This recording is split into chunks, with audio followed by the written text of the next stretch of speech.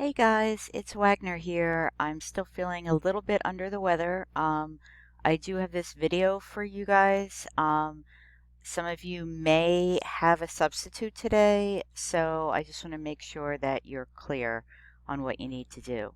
So if we go back into Schoology, you will go ahead and click on your Thursday activities. I like to just open it up as a separate window. So the first thing that you're going to do is watch this video. So when you're watching this video, it's going to have you go back and grab something from yesterday. So I'm going to go back here. I'm going to click on Wednesday, and you're going to need to open up the teacher-led notes on undefined and defined terms. And you're going to click on that, and that's going to open up this document. Now, when you get to this document, I want you to take note of a couple things. When you're talking about a point, you just use a capital letter like P. When you're talking about a line, use 2 points that are on the line and use this line symbol on top of it. When we talk about a plane, we're using 3 letters that are on the plane, or you can just use the capital letter that's signified in the corner. But we will be most likely using 3 points that are on the plane. There is an Edpuzzle that goes over this as well. I'm just going to go over it first. The Edpuzzle is something that you do need to do for points. When you're talking about a line segment AB, you put a line segment sign on top of it when you're giving the notation. When you're talking about a ray, you're going to start with the letter that the ray has as an endpoint, and then the letter that it is moving in that direction. So M would need to be the first point, and then N. When you're talking about opposite rays, again, it's rays, so it's where it starts, or they call it the endpoint. So I guess that's kind of reverse there. It's where it ends, and then it keeps on going in one direction if it's a ray. For an angle, either you can name it by its middle or its vertex, or you can name it by 3 letters, but the vertex needs to be in the middle, or you can name it by a number. So these are some things that will be in your exit ticket. Also, you will be doing 2 activities for that. So one thing that if I am not in your class that I would like the substitute to do is to just fill out this point. So if we're exploring what's the distance between these 2 points, you want to think about how you would do that. Would you just count on the number line, or would you do a subtraction? So I want you to think about that, and I want you to think about what would be the best way to do that. Okay, so I just went over those things. Let's take a quick look at what's next in our Wednesday activity. Thursday activity, excuse me. So for Thursday, we watched this video that you will do maybe with a substitute, I'm not sure. Then you will go on and do Savaz exercise 1-1. Section 1-1, exercise 1. So when you click on that, there's not a link because you will have to go into Savaz the way that I showed you the other day, which is to click right over here on this waffle and then to keep on scrolling until you hit Savaz Easy Bridge. And then when you click on that, you log in and you get to your home page. So let me repeat that. When you log in, okay, that's okay. So my Savaz decided to kick out, which is probably perfect. So I'm going to click on Savaz Easy Bridge.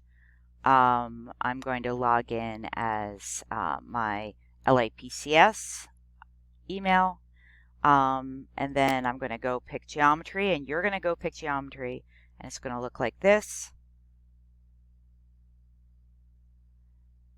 And then you're going to see your geometry class, and you're going to see that there's this 1-1 exercise 1, find segments and try it. If you have not finished the pre-assessment for section 1, then you need to do that as well. So when you click on this exercise 1-1, find it, it'll give you a screen for you to look at, but I am going to preview. So this is what it would look like to you. This is what you would see, and then you would click on that. Okay, so when you come into Savaz, some of you had me last year, so you know what Savaz is, but you have to click on the things to see.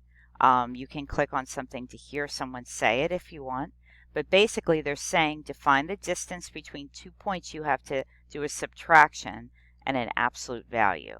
So I'm going to move this over here so you can see something. And I'm going to move this down just a little bit. So I want to show you the bottom of the screen. It says 1 of 2. So you do have to click. And now it wants to see if you can find the distance between A and C. So to find the distance between A and C, it's going to be an absolute value. Oops. The absolute value of subtracting the points. So either I could do -3 minus 1 and take that absolute value. And if I do that, it will be a -4, the absolute value of that, which is equal to 4. Or I could do the absolute value of 1 minus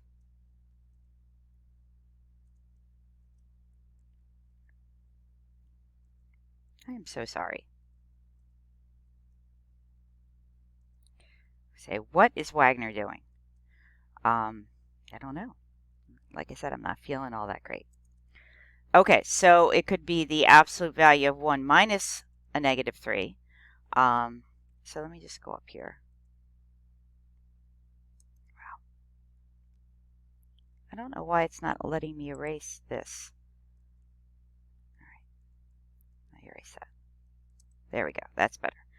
Okay, so the absolute value of 1 minus a -3. It doesn't matter how I subtract these as long as I'm subtracting them. So either I can do -3 minus 1, because those are my two values right there. Or let me just show you that. So this is a -3 and this is a 1, right? So either I'm going to do -3 minus 1 or 1 minus a -3. Either one of those.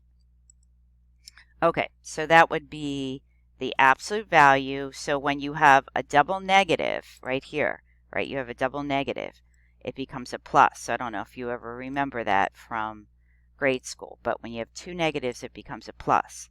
So that would be 1 plus 3. Okay.